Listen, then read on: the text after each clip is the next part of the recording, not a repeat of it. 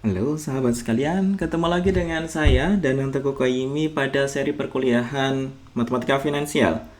Kali ini kita akan belajar tentang efek dari inflasi pada suku bunga atau bagaimana implikasi dari inflasi terhadap suku bunga yang kita gunakan. Oke, let's check it out. Sebelum kita belajar tentang efek dari inflasi, tentu yang pertama adalah kita pengen tahu dulu sebenarnya inflasi itu apa. Dan kenapa nanti dia punya implikasi terhadap suku bunga yang kita gunakan. Jadi pertama kita harus tahu dulu apa itu inflasi. Ops.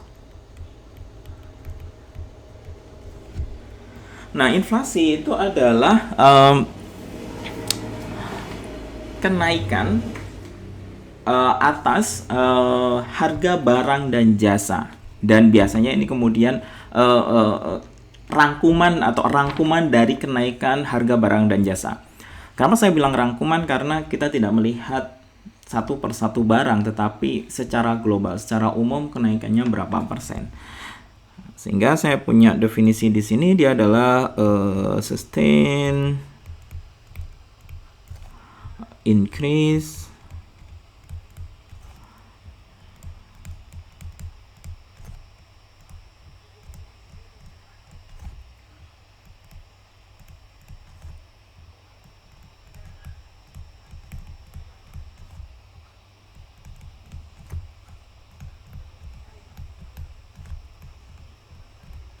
Jadi tidak hanya barang tetapi juga jasa di sana. Oke. Nah, biasanya ini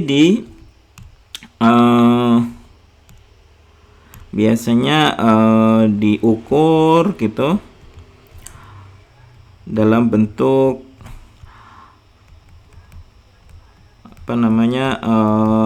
prosentase tahunan. Jadi misalnya Anda mencari tahu sebenarnya harga-harga barang sarang ini meningkat berapa persen dari tahun lalu, itu bisa Anda lihat dari tingkat inflasinya.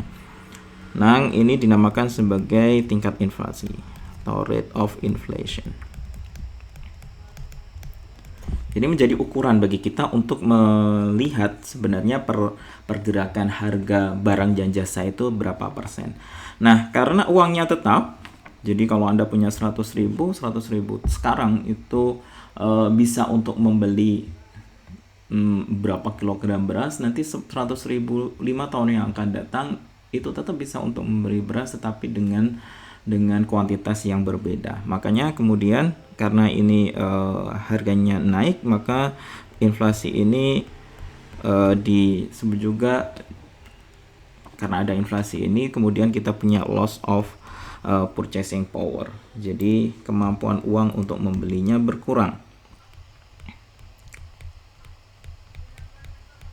karena adanya inflasi. Dan lawan dari inflasi ini adalah apa nih? Lawannya deflasi. Oke, kalau harga barangnya itu bukan naik tapi malah turun, maka terjadi deflasi atau inflasinya negatif. Nah, bagaimana hubungan antara inflasi dengan suku bunga? Nah, biasanya kalau orang kan berharap kalau misalnya harganya naik, itu juga return dari investasinya juga naik untuk untuk mengkompensasi atas kenaikan harga itu. Makanya kemudian kita punya perilaku dari inflasi dan suku bunga itu biasanya sejalan. Jadi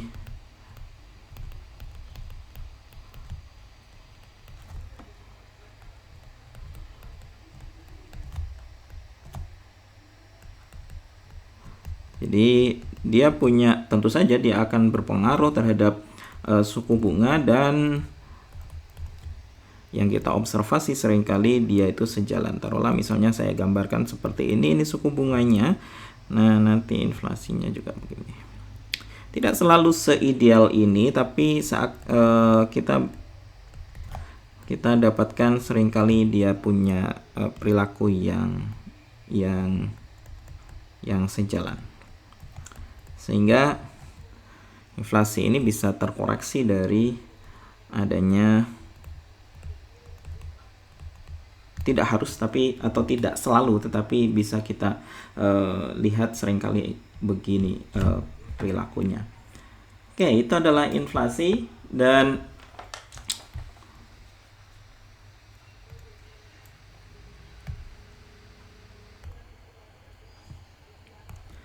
nah,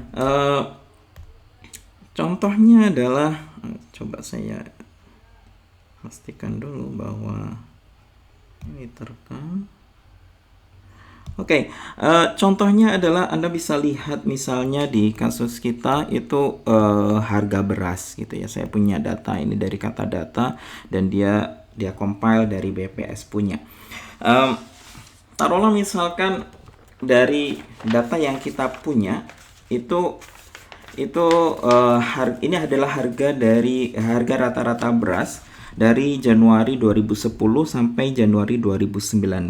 Saya cek saya lihat di awal dan di akhir saja. Kemudian nanti kita bisa lihat bagaimana ini akan mempengaruhi suku bunga yang kita gunakan.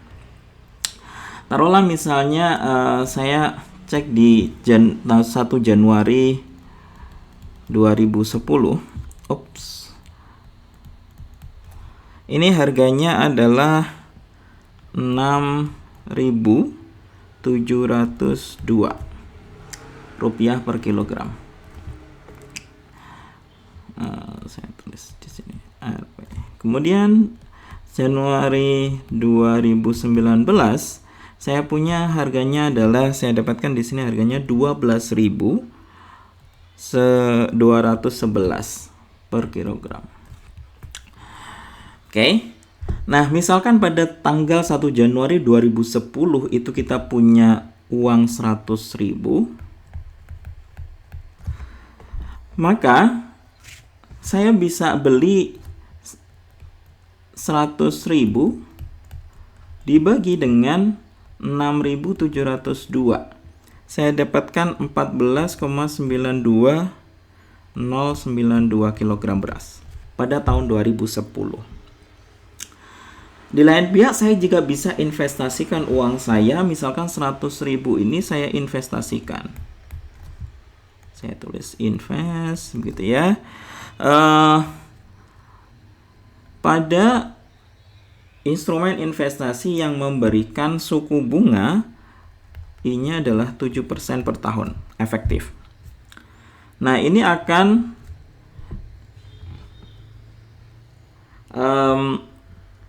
memberikan nilai di tahun 2019.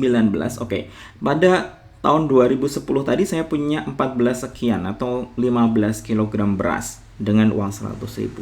Nah, taruhlah 100.000 ini saya investasikan dengan suku bunga 7%, maka di tahun 2019 saya dapatkan nilainya adalah 100.000 dikali 1,07 pangkat 9. Ini adalah nilai uangnya di tahun 2019. Jadi saya punya 183.845,9. Ini adalah nilai di tahun 2019. Kalau saja harga beras itu sama, maka saya bisa beli dengan uang ini, dengan uang 183.000 ini, saya punya nanti bisa beli beras, taruhlah saya tulis di sini beras sebanyak 845,9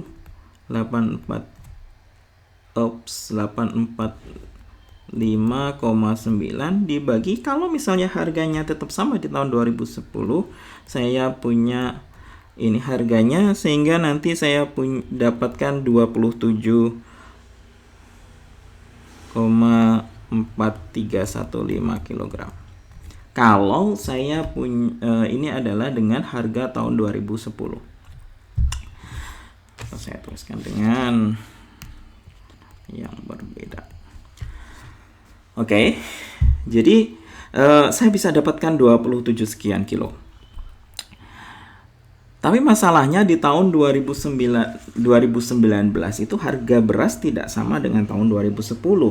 Sehingga saya dapatkan berasnya itu adalah nanti di tahun 2019 itu saya punya B19.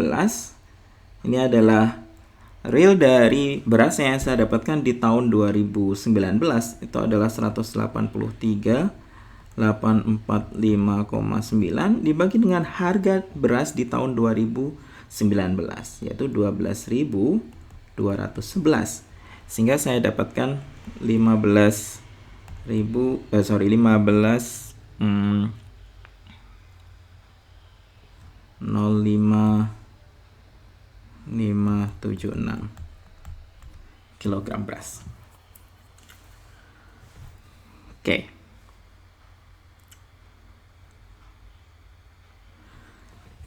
Jadi tadinya kalau misalnya saya bisa buat saya bisa dapatkan 27 kg beras, tapi ternyata harga beras juga naik sehingga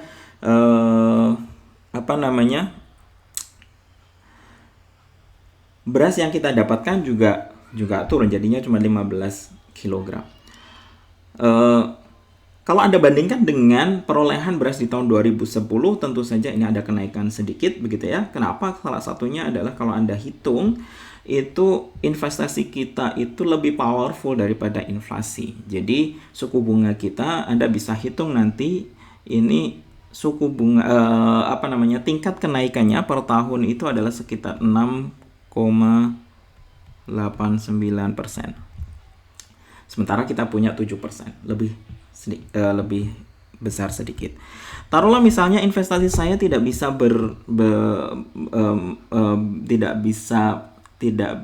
mendapatkan 7%. Taruhlah saya punya investasinya itu adalah 6%. Tentu saja nanti kalau 6% tentu akan sedikit berbeda. 100.000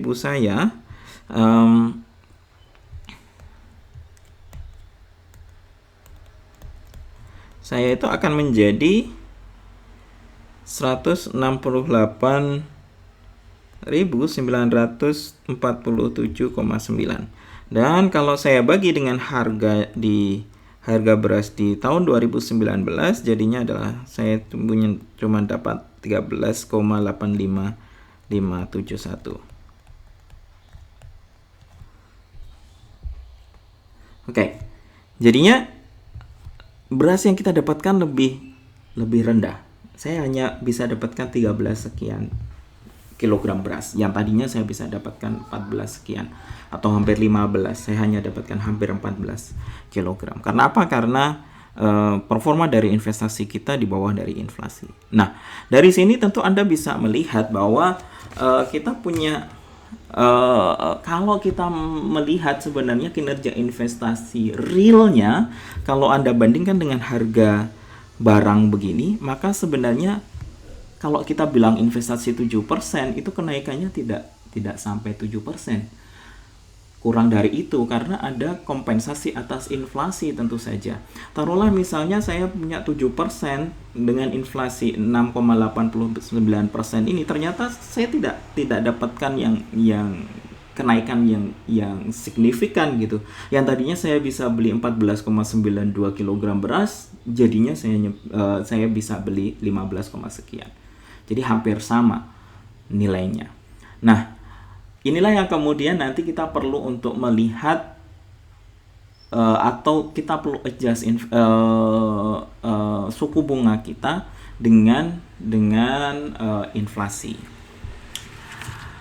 Nah, coba kita lihat formulanya. Bagaimana saya bisa gunakan ini ke dalam teori kita. Kita sebut ini sebagai the real rate of return, the real rate of return, dan kita notasikan sebagai I aksen. I aksen ini bisa kita dapatkan dengan menyelesaikan persamaan berikut.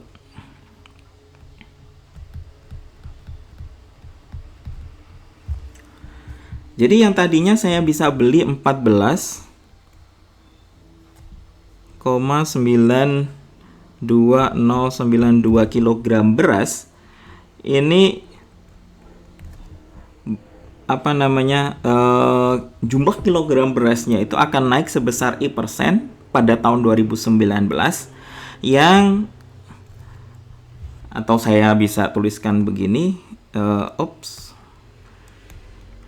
ini pangkat 9, yang ini sama saja dengan nilai investasi kita 183.845,9 dibagi dengan harga beras di tahun 2019 211. Oke, ini adalah yang kita tadi hitung. Jadi kalau misalnya peningkatan jumlah beras yang kita terima itu kita notasikan dalam I-aksen, saya bisa hitung dengan cara begini. Dan Anda tahu bahwa 183.000 itu tadi nilai hasil dari 100.000 dikalikan dengan 1 ditambah 0,07 atau 7% dipangkatkan 9 dibagi 6702 harga beras di tahun 2010 dikalikan dengan 1 ditambah 0,06, ini adalah inflasinya atau kenaikan dari harga tadi 3093 pangkat 9. Oke. Nah, yang sebelah kiri ini kan jumlah beras yang kita terima di tahun 2010 tadi, yaitu 14,92092. Saya kalikan 1,07 pangkat 9 dibagi 1,06893,093 pangkat 9. Oke.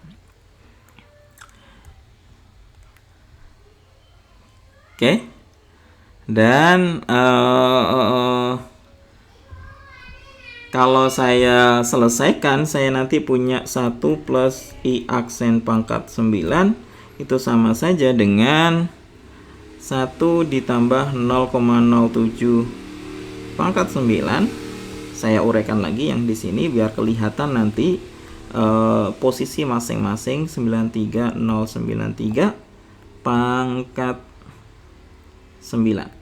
Kalau saya akarkan atau dipangkatkan 1/9, saya bisa punya hubungan 1 ditambah I-aksen dikali 1,06893,093 itu sama dengan 1,07.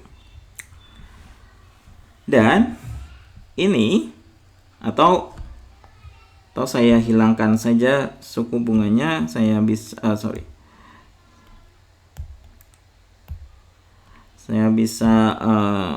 pangkatkan 1/9 semua sehingga saya tinggal hilangkan yang pangkat 9 ini. Jadi saya punya hubungan 1 plus I-aksen sama dengan 1 plus 0,07 dibagi 0,089303. Dan saya punya notasi untuk kedua nilai ini, yang 0,07 ini adalah suku bunga efektif yang kita punya. Kita notasikan I sebagaimana kita biasa notasikan. Kemudian ini adalah inflation rate yang kita notasikan dengan R. Oke, sehingga nanti saya punya hubungan 1 plus I aksen sama dengan 1 plus I dibagi 1 plus R, di mana I-nya ini adalah, saya punya I aksen, ini adalah namanya real rate. Kemudian I ini adalah nominal rate. Kemudian yang R ini adalah inflation rate.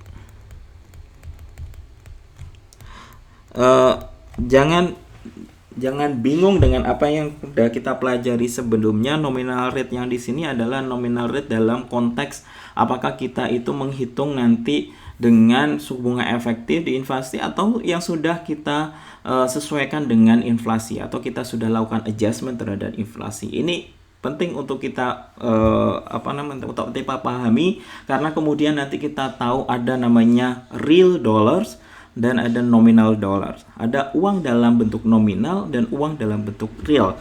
Kalau dalam bentuk real berarti ini adalah sudah kita adjust dengan suku bunga, dengan inflasi, dan kalau misalnya tidak, ya tadi kita punya 100.000 menjadi 180 sekian, itu adalah nominal dollar. Jadi itu adalah nominal yang kita punya, atau nominal rupiah, uang nominal. Itu belum di-adjust dengan dengan inflasi tentu saja. Nah, lebih lanjut saya bisa punya hubungan antara 1 plus I itu adalah, tadi kita punya 1 plus I aksen itu adalah 1 plus I dibagi dengan 1 plus R. Sehingga real interest rate itu, real rate itu akan sama dengan I aksen itu akan sama dengan 1 plus I dibagi 1 plus R dikurangi 1.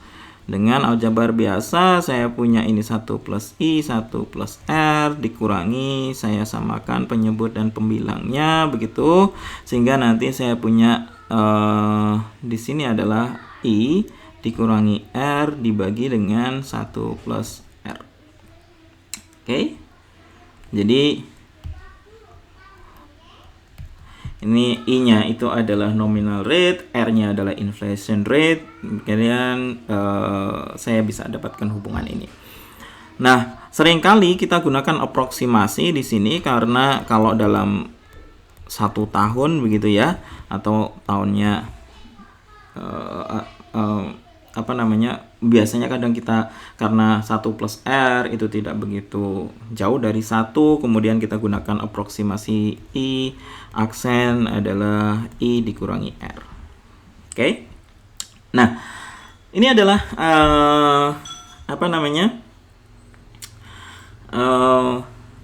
real rate. Jadi suku bunga yang sudah kita adjust dengan inflasi. Nah, tentu saja ini berpengaruh pada bagaimana kita bisa menghitung atau kita mempresent value-kan atau future value-kan suatu cash flow.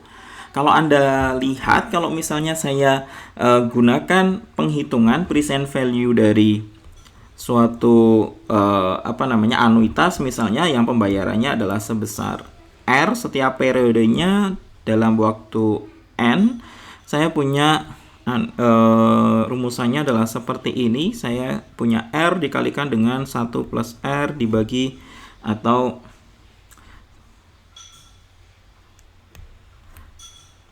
di 1 plus I, kemudian saya adjust dengan inflasi. Kemudian saya punya 1 plus I, kemudian di sana 1 plus R kuadrat, dan seterusnya sampai N. Saya punya 1 plus I, 1 plus R pangkat N. Dan kalau Anda hitung, ini nilainya adalah R dikali 1 plus R tentu saja. Kemudian 1 dikurangi 1 plus R, 1 plus I,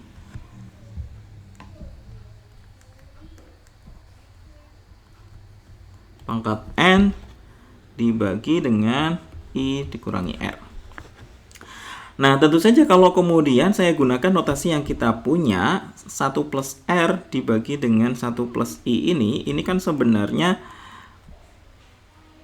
pembungaan dengan real rate tadi. Atau saya bisa tuliskan 1 plus I aksen.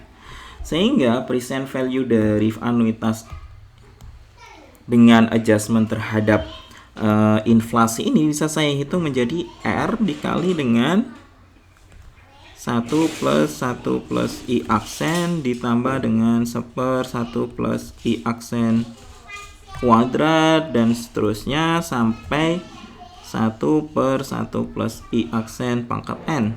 Yang Anda tahu bahwa ini adalah sebenarnya cuma anuitas A angle N dengan suku bunga I aksen.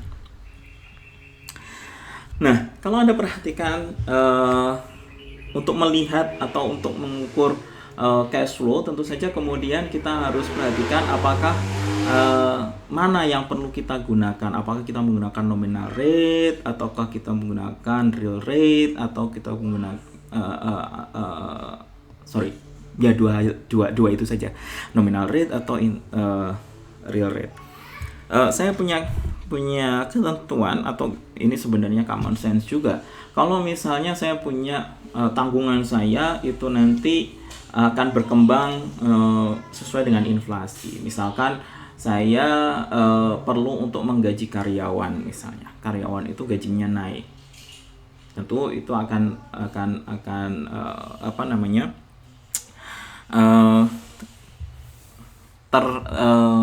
terimbas oleh inflasi. Kemudian pendapatan saya tidak terimbas inflasi. Misalnya saya pakai tabungan untuk membayar gaji karyawan sampai misalnya 10 tahun yang akan datang. Nah, dalam hal ini maka saya nanti gunakan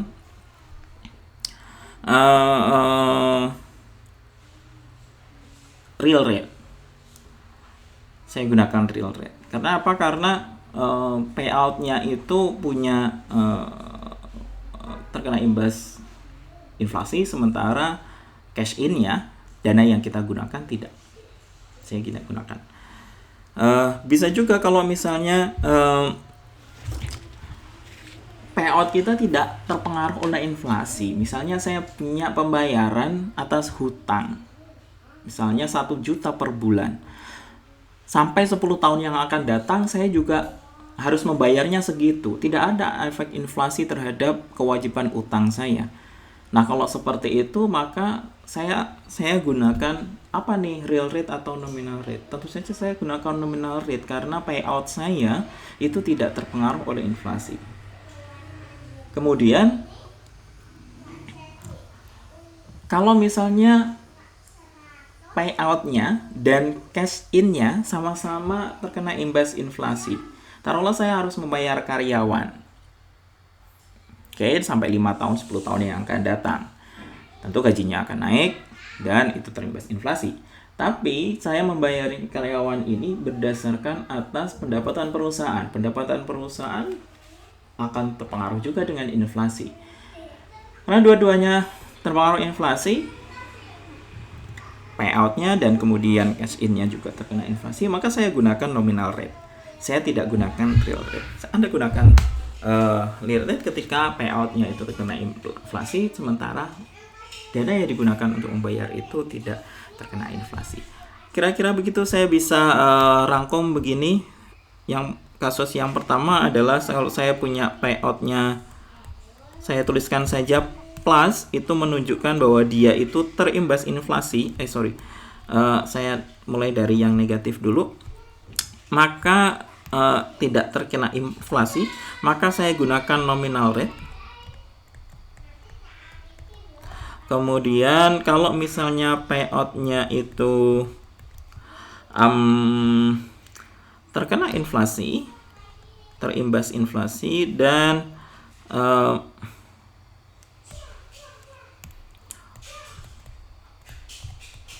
cash in-nya ini juga terkena inflasi,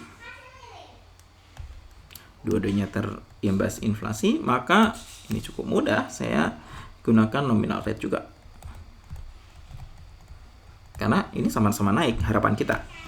Kemudian yang ketiga, ini yang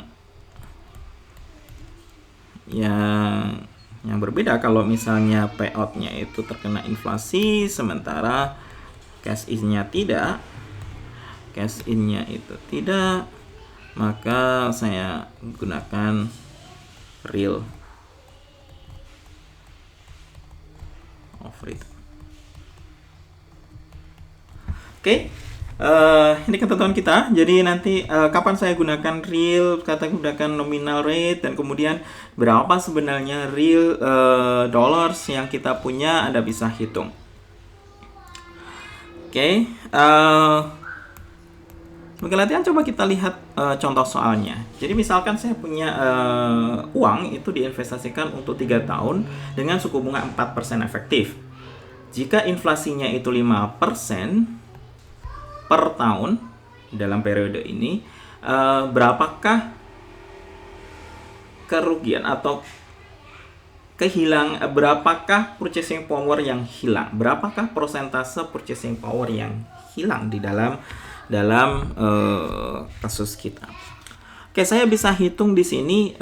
Taruhlah misalnya saya punya 1 unit, $1, Rp1 begitu.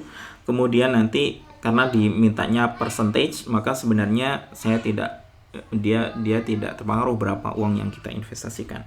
Taruhlah misalnya $1, Rp1 begitu ya. Saya punya future value dari 1 ini menjadi, karena 3 tahun saya punya future value-nya menjadi 1 ditambah 0,04 pangkat 3. Jadinya saya hitung 1,1248. Oke. Nah, purchasing power kita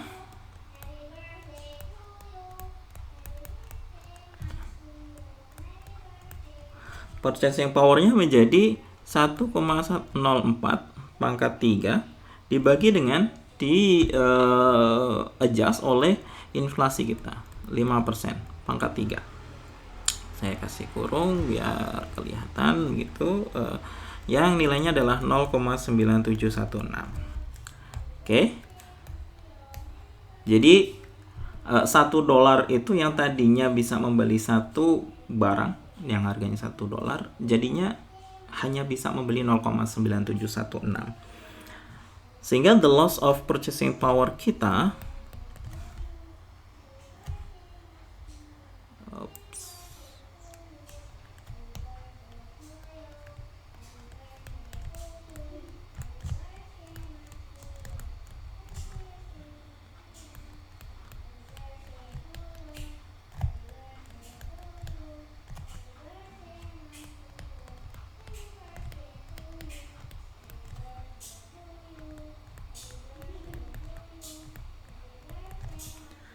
jadinya adalah 1 dikurangi 0,9716.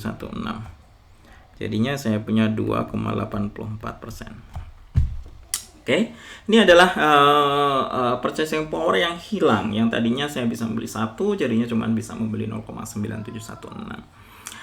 Nah, lebih umum kadang kita untuk future value kan atau accumulated value suatu nilai itu, kalau saya punya P di waktu ke N, itu saya gunakan 1 plus I pangkat N, atau future value-nya bisa saya tuliskan P kali 1 plus I aksen pangkat N. Oke. Nah, kalau saya gunakan I, ini namanya adalah nominal dollar. Dan kalau saya gunakan ini adalah real dollar. Kenapa dibilang real? Karena kita sudah adjust dengan inflasi.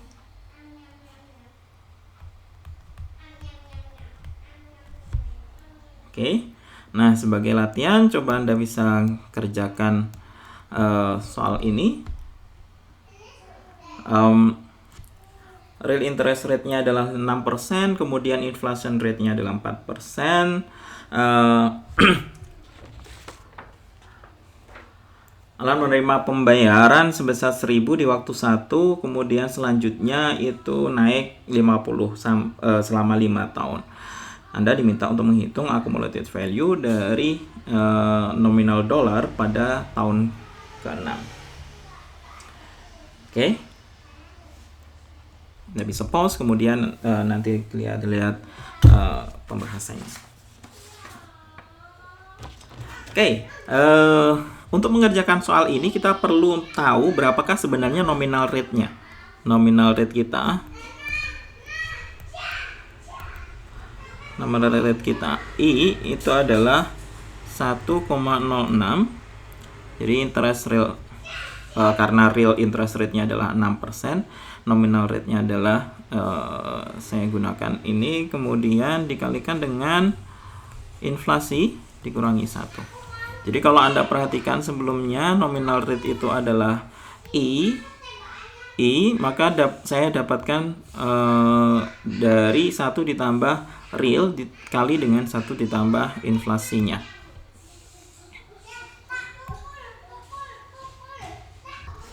Nah, setelah kita hitung, nilainya adalah 10,24%. Oke. Nah, dengan nilai ini, dengan rate ini, saya akan gunakan untuk menghitung accumulated value-nya dari cash flow kita. Itu tidak cukup susah. Saya punya 1000 dikali 1,1024 pangkat dari waktu 1 sampai 6 itu saya punya 5 tahun. Kemudian saya punya 1050 karena naik 50 setahunnya. Kemudian ini pangkat 4, 100 pangkat 3 ditambah 1150 pangkat 2, kemudian ditambah dengan 1200 dikali 1,1024 pangkat 1 ditambah 1250. Kalau Anda hitung, nilainya adalah 8623,08. Jadi ini adalah nominal dollar yang dipunyai oleh Alan di tahun setelah tahun ke-6. Di tahun ke-6. Nah, selanjutnya nanti Anda bisa kerjakan beberapa latihan soal yang ada di Elo dan kuis yang bisa Anda kerjakan. Untuk latihan soal ini tidak dinilai uncredited, jadi Anda bisa latihan berapa kali pun, kemudian nanti di kuis ini akan dinilai. Oke. Terima kasih. Bye.